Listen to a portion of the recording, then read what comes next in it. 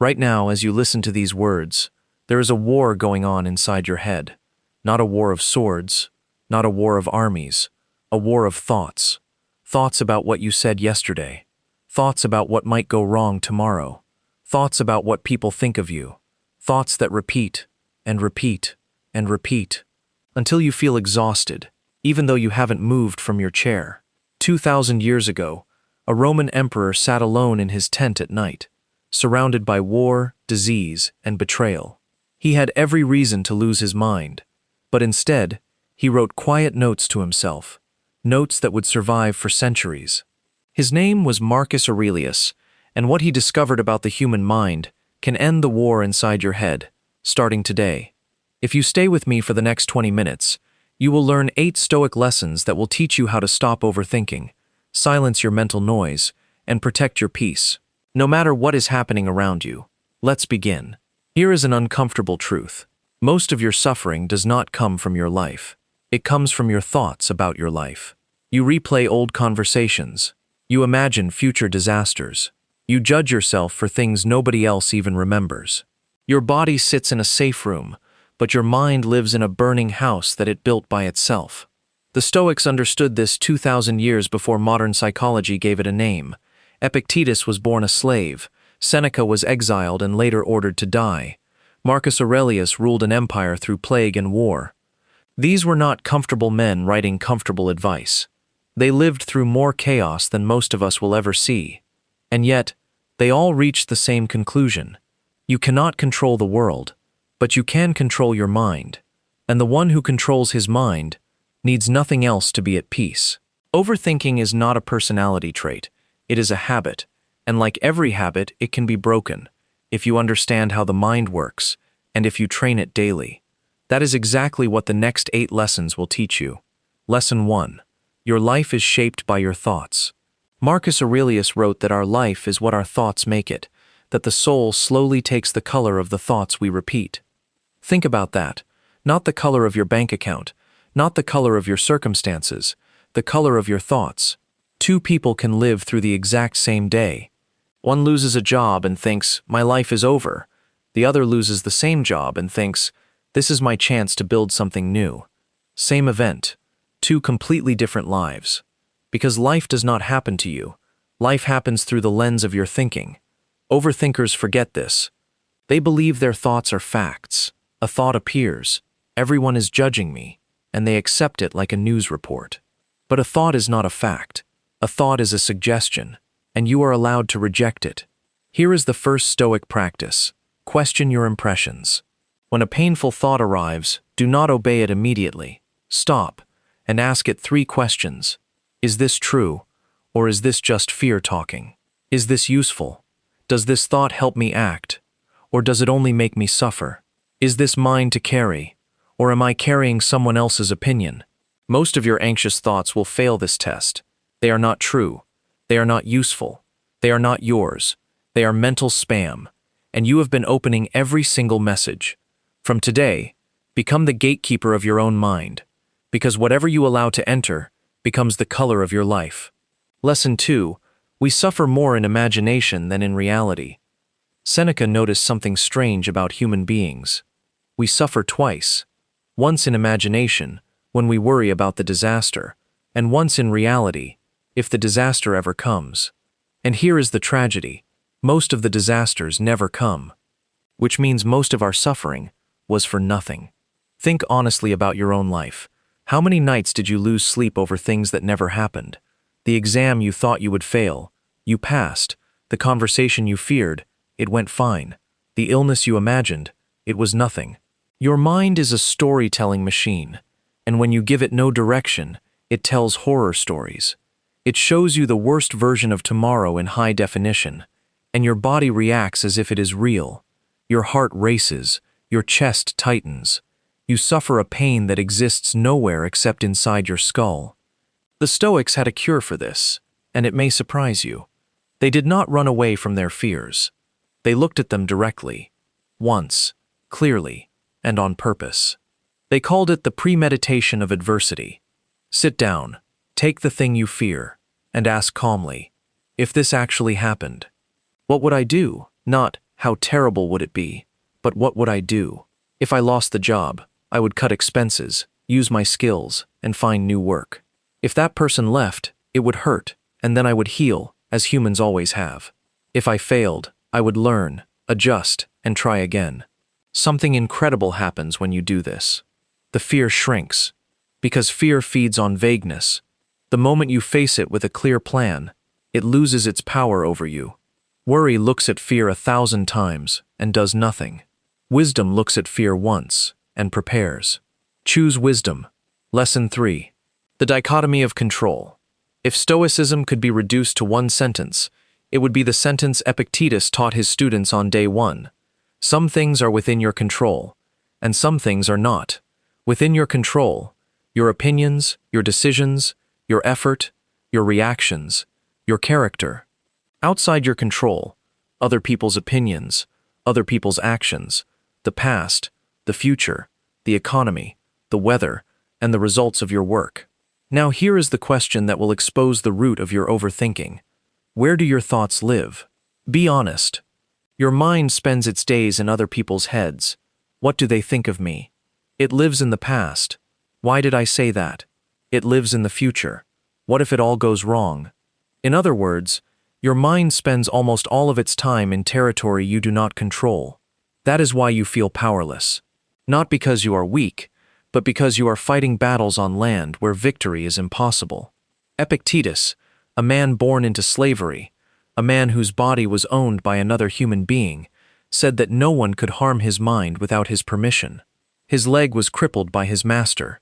His freedom was taken, and still he insisted, "My judgment is mine. My will is mine. My peace is mine." If he could say that, what excuse do we have? Here is the practice. Whenever you catch yourself overthinking, ask one simple question. Is this in my control? If yes, stop thinking and act. Do something about it, however small. If no, release it. Not because you don't care, but because worrying about it is like screaming at the rain. The rain does not hear you. It only soaks you. Your energy is limited. Spend it only where it counts. That is not weakness. That is the highest form of strength. Lesson 4. Stop living in the past. There is a prison with no walls, no guards, and no locks. And yet millions of people live inside it every day. That prison is called the past. The mistake you made 5 years ago. The person who betrayed you. The opportunity you missed. The words you cannot take back. Your mind returns to these places again and again, like a man revisiting the site of an old accident, hoping that if he stares long enough, the crash will undo itself. But it never does. The past is the one place in the universe where nothing can be changed. Marcus Aurelius reminded himself that each of us lives only in the present, this brief, passing moment. Everything else is either already gone or not yet real. You cannot lose the past because it no longer belongs to you, and you cannot live in it because it no longer exists. So why does the mind keep going back? Because it believes that replaying pain will somehow protect you from future pain. But notice what actually happens. The replay does not protect you.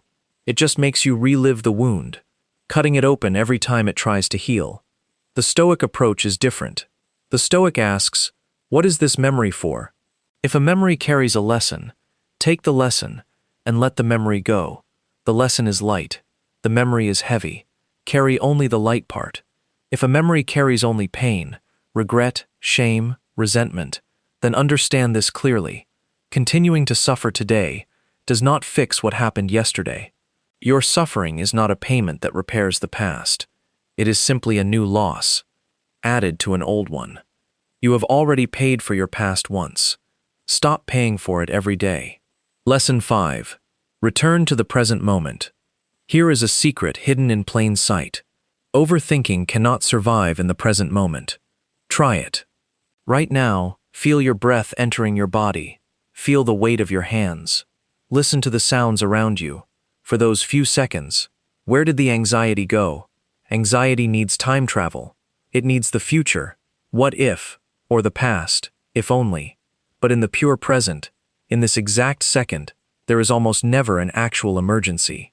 There is just now. And now is almost always survivable. Now is almost always okay. Marcus Aurelius commanded himself to concentrate on what was in front of him like a Roman soldier on duty, to do the task at hand with precision and dignity, and to let that be enough. Notice, he did not say empty your mind. The Stoics were practical men. They knew you cannot stop thinking, but you can choose what to think about. And the safest, most powerful place for your attention is the task in front of you. Washing dishes? Wash them completely. Writing an email? Write it completely. Talking to your child? Be there completely. This is called living with full attention, and it is the most underrated cure for overthinking ever discovered, because a mind that is fully used has no spare capacity for anxiety. Overthinking is what an unemployed mind does. Give your mind honest work, and it stops manufacturing suffering. One day at a time, one task at a time, one breath at a time. That is not a small life. That is the only life anyone has ever actually lived. Lesson 6. Protect your peace like a fortress. Imagine your inner peace as a fortress. Every day, that fortress is attacked, not by armies, but by smaller, quieter invaders. A rude comment, a toxic argument online, gossip, bad news you cannot change, comparison with strangers on a glowing screen, drama that has nothing to do with you. And here is the painful truth. Most of the time, the gates of your fortress are wide open. You let everything in, every opinion, every provocation, every piece of noise. The Stoics guarded their attention the way a rich man guards his gold, because they understood that attention is gold. Whatever you give your attention to, you are giving a piece of your life to. When you spend an hour replaying an insult, you have paid 1 hour of your existence to someone who probably forgot about you in 5 minutes. Marcus Aurelius reminded himself that the best revenge is simply to not become like the person who wronged you. Not arguing, not proving, not winning, just remaining yourself, calm and unchanged, while they burn in their own fire. So build 3 walls around your peace. The first wall, silence. You do not have to attend every argument you are invited to. Silence is not weakness. Silence is a door you choose not to open. The second wall, distance. Some people, some feeds, some conversations are simply poison in small daily doses. The Stoics chose their company carefully, because we slowly become what surrounds us. The third wall, indifference to opinion. People will misunderstand you. People will judge you. Let them. Their opinion of you lives in their mind, which means it is their property, their burden, and their problem, not yours. Peace is not something you find. Peace is something you defend. Guard it like the treasure it is. Lesson 7. Action is the antidote to anxiety. Here is the strangest thing about overthinking. It feels like work. It feels like you are doing something, analyzing, preparing, solving. But at the end of the day, nothing has changed, except that you are exhausted. Overthinking is a rocking chair. It gives you something to do, but it takes you nowhere. The Stoics were not monks sitting on mountains. Seneca advised emperors. Marcus Aurelius commanded armies. Epictetus taught crowded classrooms.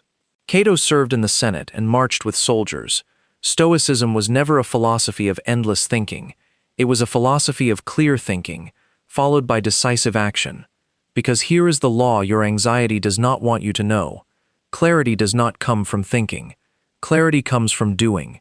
You can analyze a decision for 6 months and feel nothing but fog. Or you can take one small step, one phone call, one page, one workout, one honest conversation, and suddenly the fog begins to lift. Action produces information. Action produces momentum. Action produces confidence. Thinking alone produces more thinking. So when your mind begins to spiral, use this rule, the 5-minute answer. Ask yourself, what is one thing I can do about this in the next 5 minutes? Worried about your health? Drink water and book the checkup. Worried about money? Open the accounts and write down one number. Worried about a relationship? Send the honest message. And if the answer is truly, nothing can be done right now, then the case is closed. The court is adjourned. Your mind has no business holding a trial with no verdict, every night, forever. Do what you can, release what you cannot, and let action, not worry, be the proof that you care. Lesson 8. The Evening Review. Train your mind daily. Nobody becomes calm by accident. The peaceful mind you admire in others is not luck, and it is not genetics. It is training. And the Stoics trained every single day using a practice so simple that you can start tonight. Seneca described how, at the end of each day, he would sit in the quiet darkness and examine his day like a fair judge, not a cruel one. He asked himself 3 questions. What did I do well today? Where did I go wrong? What will I do better tomorrow? Notice what this practice does. It gives your mind a scheduled, structured time to process the day, with a beginning and an end. 10 minutes, 3 questions. Then the file is closed and the day is over. Overthinkers do the opposite. They review their day with no structure, no fairness, and no closing time, usually at 2 in the morning, in bed, in the dark, with the harshest judge imaginable, their own worst inner voice. That is not reflection. That is self-torture on repeat. So replace it. Tonight, before bed, take a notebook. Answer the 3 questions. Be honest, but be fair. Speak to yourself the way you would speak to a friend you respect. Then close the notebook. That closing matters. It teaches your brain a new rule. Reflection has a time and a place, and the bed is not it. The night is not it. The day has been judged, the verdict is in, and tomorrow you get a fresh case. Do this for 30 days, and you will notice something remarkable. The 2 a.m. mental trials begin to fall silent, because the judge has already gone home. Let us return, one last time, to that tent on the northern frontier. Marcus Aurelius, the most powerful man on earth, plagued by war, surrounded by death, betrayed by people he trusted. If anyone had a right to overthink, it was him. And yet, by candlelight, he wrote himself a single instruction, again and again, in different words. You have power over your mind, not over outside events. Realize this, and you will find strength. Everything you heard today comes down to that one realization. Question your thoughts. They are suggestions, not facts. Stop suffering in imagination. Face your fears once, with a plan. Focus only on what you control, and release the rest. Leave the past, take the lesson, drop the weight. Return to the present, one task, one breath, one day. Guard your peace, with silence, distance, and indifference to opinion. Act, because action ends the anxiety that thinking only feeds. And every night, review, forgive, close the file, and rest. You were not born to spend your one life trapped inside a noisy mind. You were born to live, clearly, calmly, and on purpose. The war inside your head can end, but no one else can sign the peace treaty for you. It begins tonight, with one quiet decision. My mind belongs to me. If this video brought you even one moment of clarity, press like. It truly helps this channel grow. Subscribe and turn on the bell, because every week, we turn ancient Stoic wisdom into practical lessons for modern life. And tell me in the comments, which of these 8 lessons do you need the most right now? Until next time, protect your peace.